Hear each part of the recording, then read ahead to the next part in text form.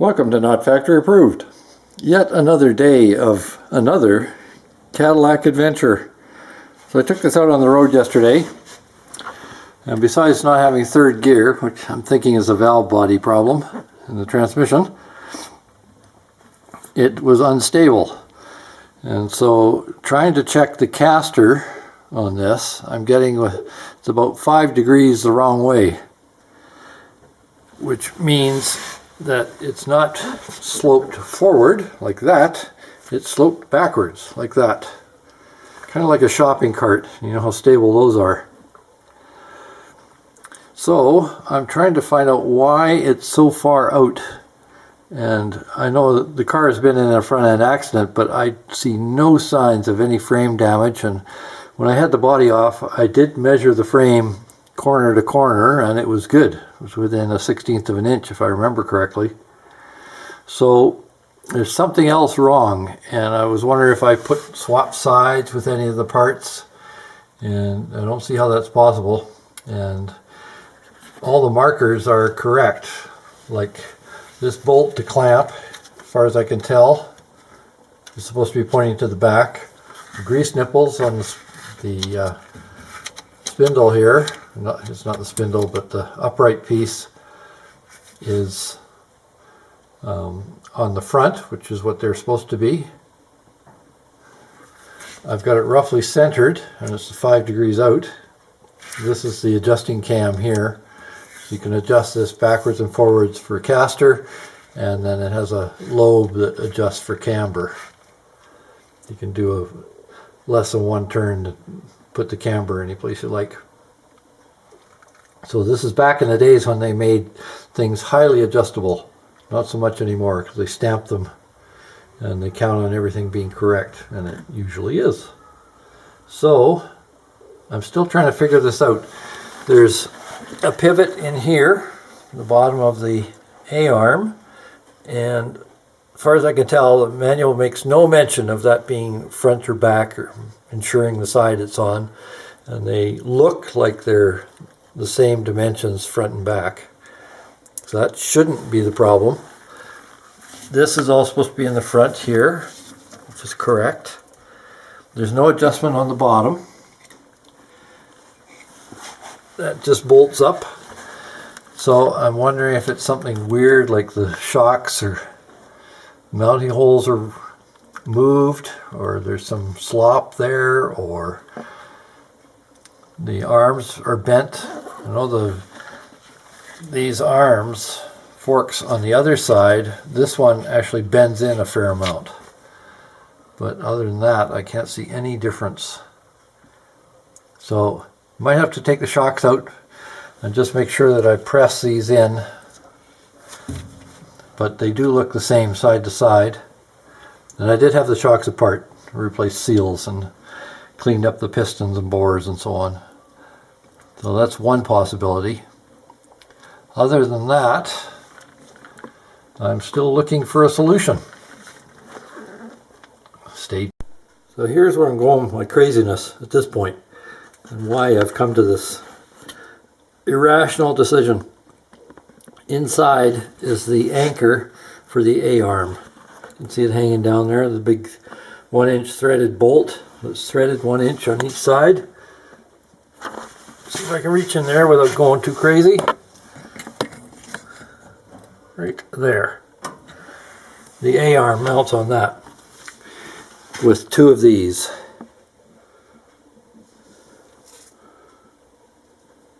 That has a 10 threads per inch thread, and it's 1.25 inches, and that fits inside the A-arm. The thread inside is 11 threads per inch, and that fits on the swivel that's mounted on the frame. This is not supposed to turn in the A-arm. It's supposed to be locked. You can see the threads are in pretty rough shape. Now when I put this suspension together, I had another chassis that I had purchased, had an engine, transmission, differential, suspension.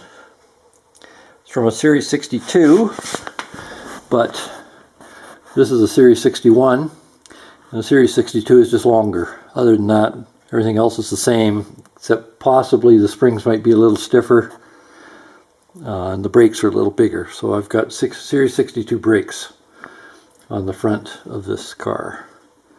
They're uprated a little bit. So I took the best out of the two sets of suspension parts, and still, after sitting and not being used, you can see what's left. That's just from putting them in and tightening them up. I have a choice. I can either get this into position on the A-arm and tack weld it so it doesn't move, or I can put set screws in the A-arm that lock this in place. It's kind of hard to find another A-arm, and if I do, what's the chances they'll be any better? Not sure. Now here's the A-arm. So I have tightened these in. They're not real tight, and I don't think they have to be. And one flaw with this design is it can't but help strip out those threads, because this is 11 and inside is 10 threads per inch. So it's going to put unusual pressure, 10% or 11%, when I look at it, difference in thread dimension. So that's why they wear out. So my chances of getting a good one are slim to none. The next instruction the manual says is to center this. It actually says to put this on the car first, but I think it's easier to center it here. So they're both right-hand threads. If I turn it this way, the bar will move that way, which will move the lower A-arm forward.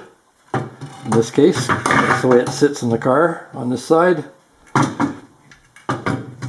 So to center it, this is going to have some effect on the caster as well. So that is an adjustment possibility if I run into big troubles. I have to put a seal on these yet, but I'm going to put those O-rings on there just to stop dirt getting into the threads, and then I'll cover it over.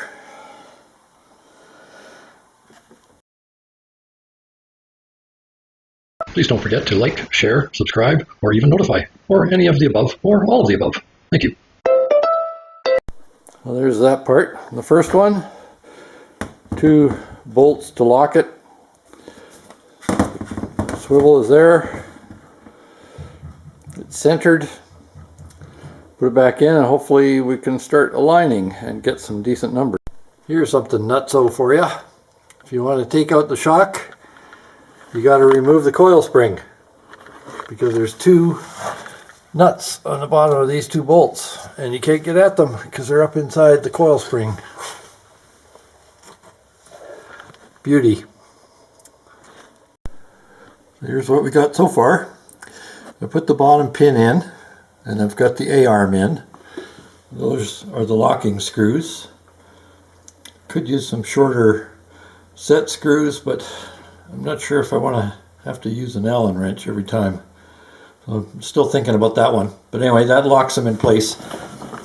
What I did was I measured the clearance here, or the depth, to the back plate of this A-arm, and then I tapped it, drilled and tapped it so that this bolt runs right against the back edge, so I could use the maximum of this shoulder here to tap into. And I tapped both sides so I had as much material as possible, instead of just relying on this 1/8 inch shoulder that's down here. I didn't think that would be strong enough. So I'm going to try that anyway, see what happens. So this pivot arm is centered between the 2 arms of the A-arm. I did find this A-arm was slightly bent, so I'm hoping that will help. But there's, if I'm careful, there's some adjustment where you can move the A-arm at the pivot point back and forth. You can also move this anchor back and forth a bit, depending how you thread it into the kingpin, this part here. So then I've put the rubber bumper in up here. It wasn't in there before. That's getting squished good at the moment. I'll show you what else I had to do. I'm tightening this up, and I had to put this pivot point in after I got the coil spring back. There just wasn't enough room. It was too hard to get everything in there, so because the brake hose gets stretched, and I didn't want to take that out and then have to bleed the brakes, etc. if I didn't have to. So there it is sitting. It's in the right place. It's got rubber cushions on the bottom of each and top now, which it didn't have before. My spring compressor wouldn't fit in here, and this spring is actually too thick for it. It wasn't holding properly. So that's why I had to do it that way. So, I'll show you what else. As far as I can tell, this arm that holds the kingpin and the spindle for the front hub is, if you go right down the middle of it from this bolt hole, center of this bolt hole, down to the center of the knuckle underneath, right there, in between the A-arm, it is a complete line. That's the line of that piece of metal. So I'm going to see if I can get some way of indicating this up higher so that I can know that I'm working with the actual line of the spindle for caster. And then of course this cam adjustment in here does camber, and the position you have this knuckle adjusts caster. So there's 3 points at which I can adjust caster. This is the primary one. So let's see what we got. I have to put and get it at the right, I have to lower it back down, get it at the right angle, car level, etc. And see if we can get some kind of indication of caster. So I made this jig to try and make it a little easier to determine caster. So what I found was that the line of that pin, that upright pin that holds the kingpin, is the same right through. So it goes, the middle at the top goes to the middle at the bottom. So it's the pins go in at 90 degrees. So I've made this. It goes through the top bolt here, which is part of the whole arrangement. And then down here, you can see it. There's some 1/4 inch by 1 inch straight bar, flat bar. And if I put that the same distance each side, then that will be upright, which should follow the line. I'm going to try that, see if it makes it easier, and hopefully I can determine the angle properly. I need to confess, I'm an idiot. This is not what I want to be measuring from. The line of this upright bar. Because the spindle for the kingpin holder, I'll try and get some pictures here. This here, specifically here, has an angle to it. And that angle is what I've been trying to measure up here with the line of this upright bar. I've been outsmarting myself, never being able to get enough caster.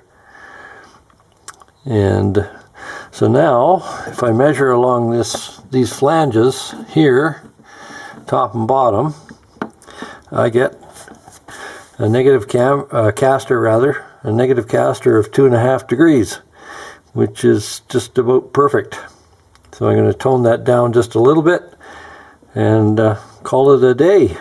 So the ideal is 1 3/4 to 2 3/4. So I'm going to get a little closer to 2.2 being ideal, and then I'll be done. I found that out by taking a piece of angle iron here, running it across those 2 flanges so it's tight like that, and then putting the digital level on it. And you can see it's got a, maybe you can't see from there, but I can certainly see it's got a rake to it.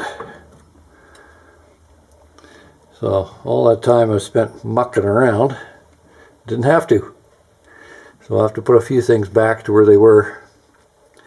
Mostly I think I will just adjust up here with the standard caster adjustment, which is up in this portion here. with the Allen key, and then lock everything up and get rid of this. Tool made for no reason.